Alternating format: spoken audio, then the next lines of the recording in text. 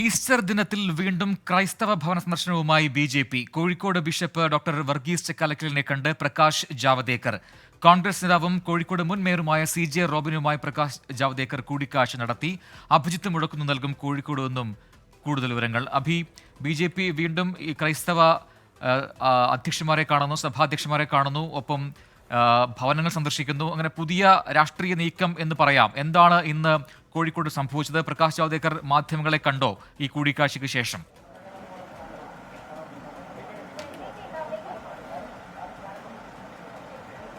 പ്രജിൻ, അല്പസമയം മുൻപാണ് Prakash ജാവദേക്കറും Kozhikode bishop doctor Varghese ചക്കാലക്കലുമായുള്ള കൂടിക്കാഴ്ച അവസാനിച്ചത്. ഇതിനുശേഷം മാധ്യമങ്ങളെ കണ്ടപ്പോൾ ഇരുവരും, അതായത് പ്രകാശ് ജാവദേക്കറും വർഗീസ് ചക്കാലക്കലും പറഞ്ഞത് ഇത് ഈസ്റ്ററുമായി ബന്ധപ്പെട്ട സൗഹൃദ കൂടിക്കാഴ്ച മാത്രമാണ്.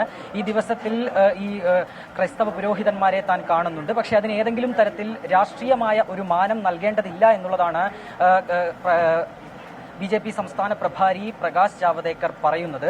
ഒപ്പം തന്നെ ബിഷപ്പ് വർഗീസ് ചക്കാലക്കലോട് മാധ്യമങ്ങൾ ചോദിച്ചിരുന്നു, ഏതെങ്കിലും തരത്തിൽ മണിപ്പൂർ ഉൾപ്പെടെയുള്ള വിഷയങ്ങൾ ഈ ഒരു കൂടിക്കാഴ്ചയിൽ ഒരു ചർച്ചാ വിഷയമായി മാറിയുന്നത്. പക്ഷേ അക്കാര്യത്തിലുള്ള ഒരു ചർച്ച ഈ കൂടിക്കാഴ്ചയിൽ ഉണ്ടായിട്ടില്ല എന്നുള്ളതാണ്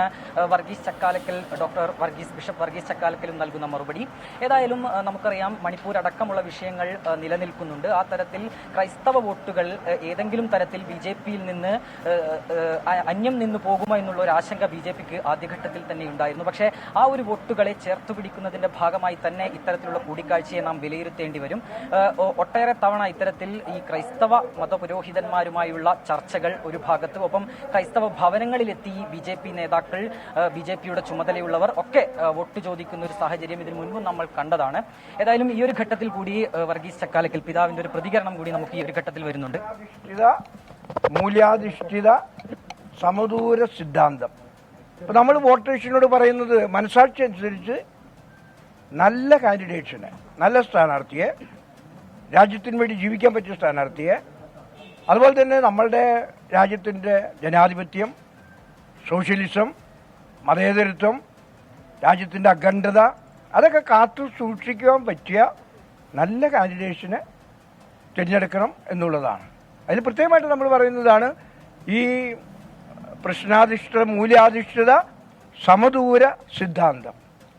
പിന്നെ അവർക്ക് തോന്നിയാണ് ശരിയായിട്ടുള്ളത് എന്താണെന്ന് അവർക്ക് തോന്നുന്നത് അവരുടെ മനസാക്ഷി അനുസരിച്ച് അവർ ചെയ്യെന്നുള്ളതാണ്. നമ്മുടെ പ്രത്യേകിച്ച് കേരളത്തിലുള്ള വോട്ടർമാർ എന്ന് പറഞ്ഞിട്ടുണ്ടെങ്കിൽ പൊളിറ്റിക്കലി കോൺഷ്യസ് ആണ്, അല്ലേ? വളരെ പൊളിറ്റിക്കൽ കോൺഷ്യസ് ഉള്ള ആളുകളാണ്. അപ്പം അതുകൊണ്ട് ഏതാണ് നല്ലത്, ഏതാണ് ചീത്ത എന്ന് പറയാനായിട്ട്, ചിന്തിക്കാനായിട്ട്, വിവേചിച്ചറിയാനായിട്ട് അവർക്ക് കഴിയും. അപ്പോൾ നമ്മളൊക്കെ ഇങ്ങനെ